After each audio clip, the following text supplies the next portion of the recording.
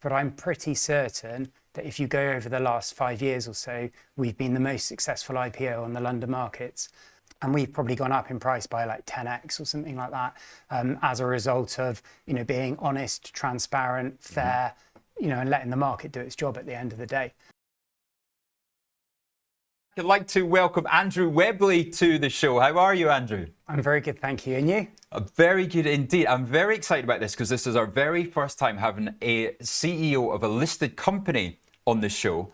Now, the company, the Smarter Web company, has a really interesting background. Take us through the history. Yeah, so I started my career in 1999.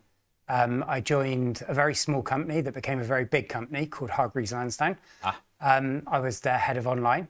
After 10 years, I left that company and I set up my own company. So the Smarter Web company was set up 15 years ago. Right. It was set up around a system. So I'm a developer and I developed a content management system in the days before everyone had a content management system. Nowadays you have one if you've got a website, back then less common. And I built the whole business around the technology. Over a period of 15 years, we grew the business, right. Still to a fairly small size, but pretty profitable. Yeah. And then about 4 years ago, I came across a company called MicroStrategy, now known as Strategy, as an investor. So I'd been investing in Bitcoin for it's almost 10 years now. Okay. And I liked investing, I liked Bitcoin, and I saw what Michael Saylor had done, and I thought it was fantastic. And then fast forward there a little bit, I thought the UK should have something similar. So that's how the Smarter Web company went from being a private business to being a listed, growing business, and yeah, that's how it started. Fantastic. And so, we've got the web development part of the business, the operating company, but then you've obviously, you've also adopted a digital assets treasury. So run us through exactly, for those that aren't even sort of au fait with the MicroStrategy idea, what does that entail? Well, it's quite simple, actually. The best way to think about it is that there's 3 parts to the business. Mm-hmm. So you've got the core operating business, which is, the thing that's been going for 15 years. It's got 250 plus clients, 30% plus reoccurring revenue, very profitable with great scalable potential. So that's one part. Mm-hmm. The second part to the business is what we've described as the medium to long-term acquisition strategy. So that's, in very, very simple terms, buying other similar things which produce a return for the business. They could be very, very similar. They could be a bit different. Who knows? In the future, they could be very different. Right. And then the third side of what we do is we have capital in our business, and that capital is used for a particular purpose. Now, my belief is that digital assets, specifically Bitcoin, mm-hmm. is much better than pounds, dollars, gold, silver, whatever, in my opinion, yeah. As something to store your value for the future. So as a business, it doesn't matter whether you're a private company, a government, a public company. I believe that that's an effective way of storing the value for the future alongside what you're doing as a business with your business priorities. And then obviously working with your previous employer, you are an expert on ISAs. So you've actually structured the company in a way that it's possible for ISA holders to invest. Yeah. So if I go back to the last couple of years, investing in Strategy and, then other similar businesses, I felt that the UK should have, its own sort of offering that was similar. I.e. a technology company with, a digital assets plan. So to me, one of the drivers of this was I wanted a company that I could invest in, specifically within my ISA, mm-hmm. And I couldn't find one that I was happy to invest in. Yeah. So, ever since ISA started, I've been investing, sometimes all, sometimes some of what you can put into an ISA. And it was absolutely critical, even before I decided or found that there wasn't one, and decided to list my own business so I could hold it within an ISA. And how do you even start going about that? Well, I'm just a normal person at the end of the day, so it's quite difficult to list a business on the stock market. Yeah. It's quite expensive. You need quite a few different people involved. I had probably, let's say, 90% of the expertise, the knowledge, the contacts. And in the end, when I was thinking, well, no one else is doing this, I was checking the news feeds every day. I'm going to have to do it myself because, it's a great idea. And so I spoke to somebody who I respect immensely, who's our chairman, Sean. And I said, look, this is what I want to do. What do you think about it? And he said, yeah, absolutely love that idea, Andrew, but change this one bit of it, which is how it went from being, I think I can do this, to I can do this, to we are doing it, to, we're actually live, listed, and growing pretty successfully, actually. And on the IG platform. Yeah. So, which is exciting for us. Yeah, really, really exciting. And it's amazing to see. Obviously, I'm very, very busy running the business, but when I look at the market and you can see, people are buying and selling and the price is going up and the liquidity and things like that, it's fantastic. And those platforms like IG, I've got an IG account myself. I've had one for many, many years. It's probably the best platform in terms of technology. It's definitely the best platform, definitely the best app as well. So, for me to see those sorts of platforms trading, my very own company, when we listed the old business, this is going back 16, 18 years ago on the stock market, my former employer, I was a core part of the team that did that. Oh, wow. Very senior, but it wasn't my business. I was a shareholder, but I was one of the team. When you list your own business, that's your life's work, that you've put 15 years, pretty much 7 days a week for those 15 years, and then you see that trading on the stock market, it's pretty cool. So as we speak at the moment, the market cap is 45 million? Yeah, approximately, right? Yeah. It's come down a little bit. Yeah. And so, how should potential investors think about that? What's the profitability from the core business? And then how are you using the balance sheet in the treasury on the digital side? Yeah, so it's really important to understand what you're investing in when you invest in anything. One of the things that I felt in terms of why we ended up listing my business was I wanted something to invest in that was similar to what we're doing, that I had confidence in. So how do you get confidence? Well, you've got to have a good management team.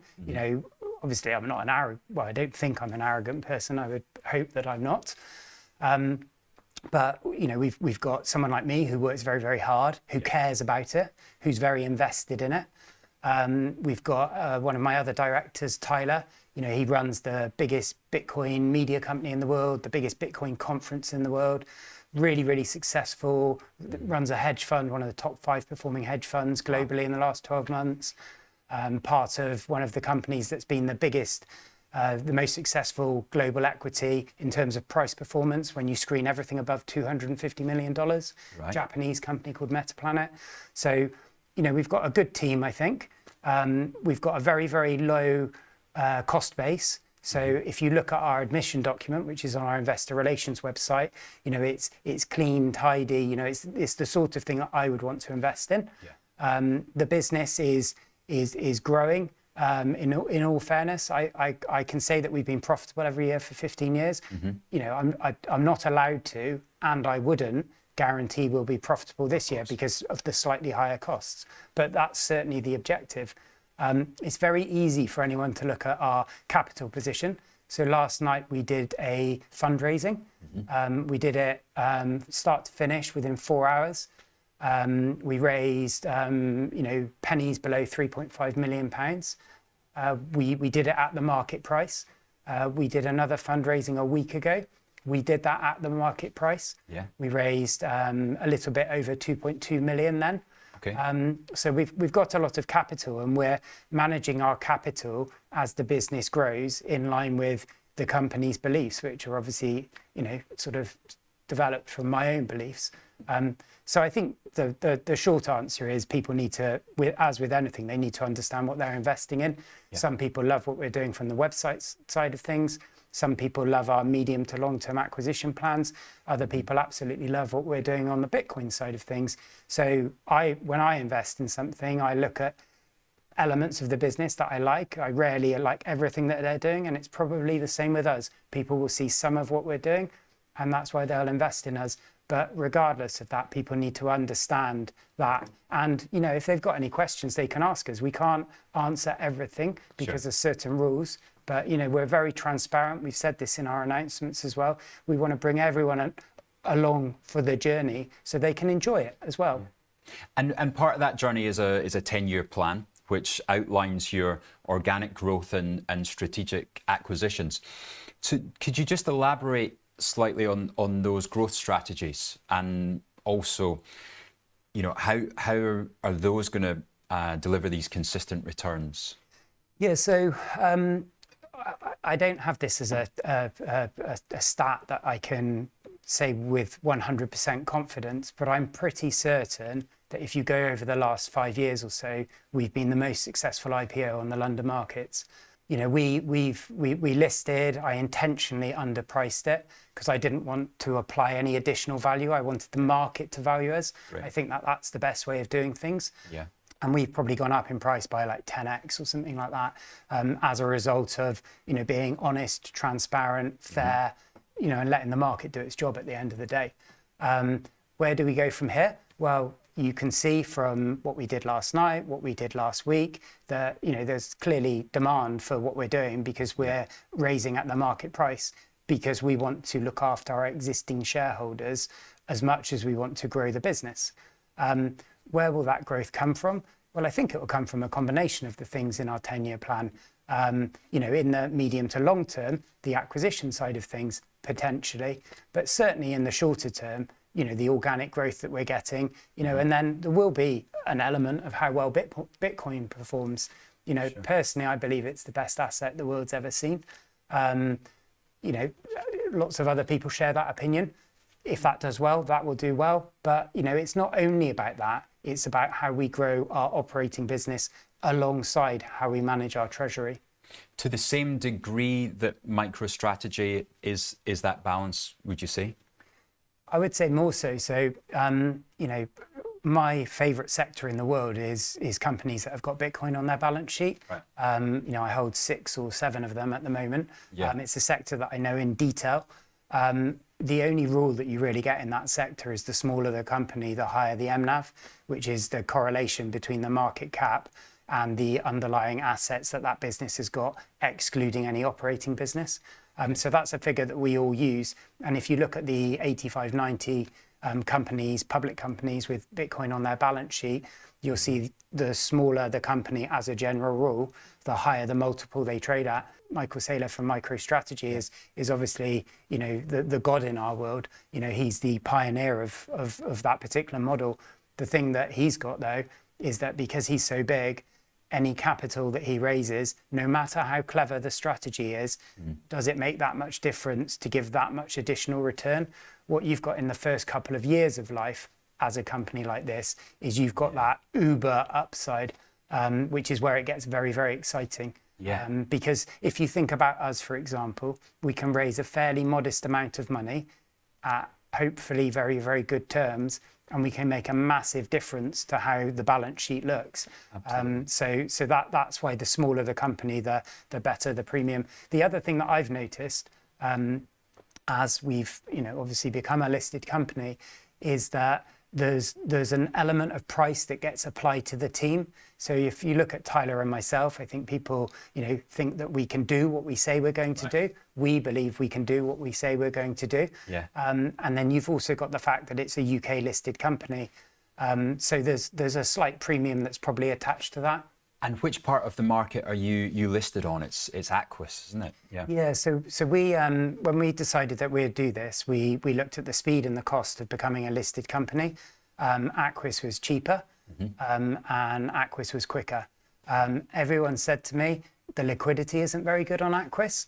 Okay. I disagree with that, because yesterday we traded something like £3.5 million worth of stock. Yeah.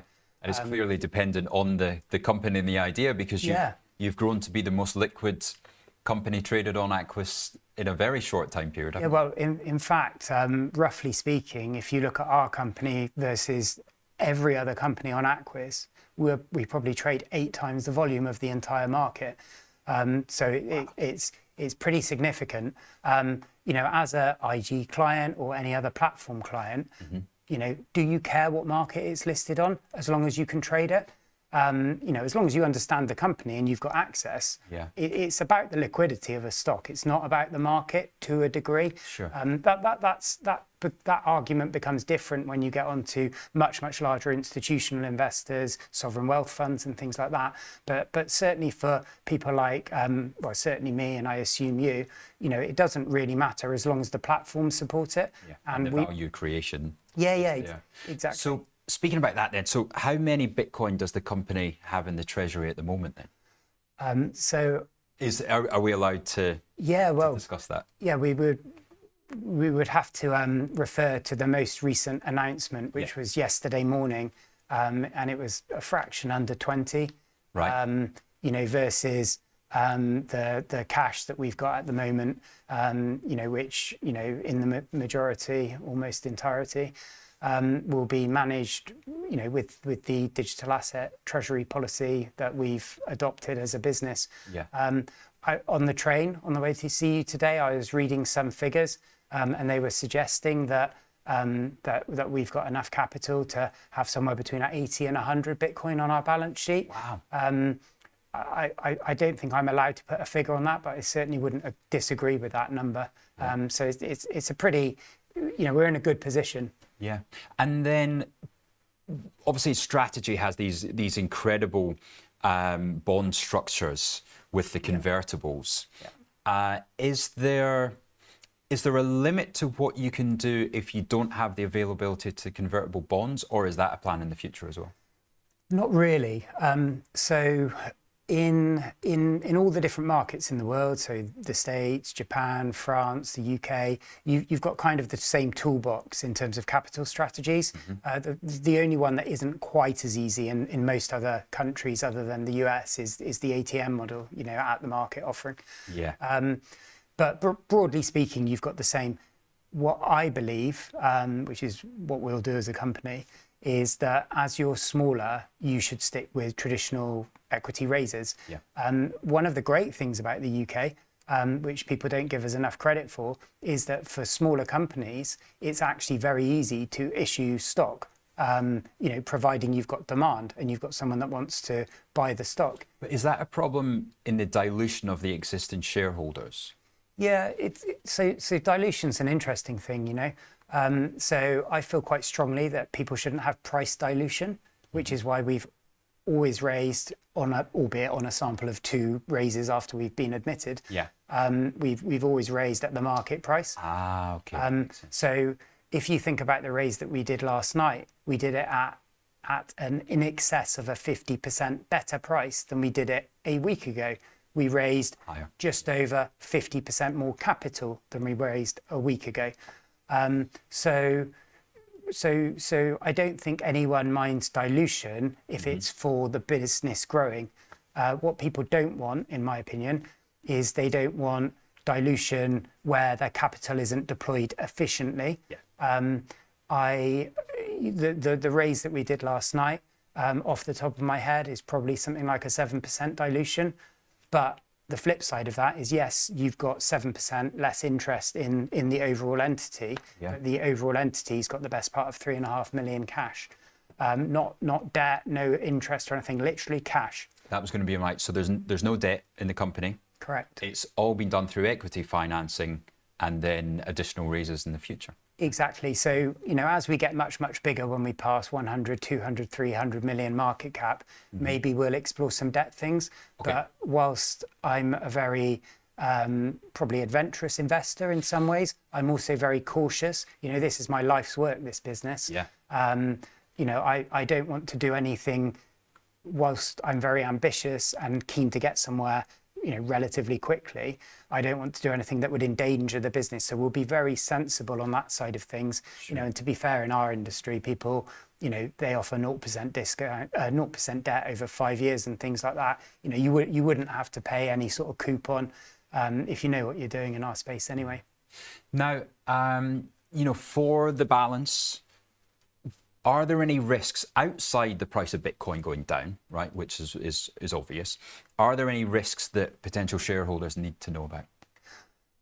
I think probably the most important thing is when you look at any company is, do you trust the management? Do you believe that they can execute their stated strategy? Do you believe that they're aligned with your interests? Clearly myself and my family are very aligned with the interests of our shareholders. That's probably the biggest one. Underneath that, you've got the other side of things, which is things like I don't know, as an example, not only do you believe them, but have they made the best possible endeavours to ensure that all the sensible things. So, for example, with us, you've got custody arrangements. For example, are those custody arrangements as robust as they should be? I think because of my background, we've addressed the vast majority of these things very, very well. We've got the advantage as well that for anything that's a bit unfamiliar, one of our directors, Tyler, he's been there, seen it, done it on multiple occasions with a very similar sort of a business. So that's probably the biggest risk, as with any company. Yeah. Andrew, thank you so much for joining us today. It's going to be a really interesting journey to keep our eye on. And any more questions, where can people get in touch with you? So the best thing to do if you want to find out more about our company is go to our website, www.smarterwebcompany.co.uk.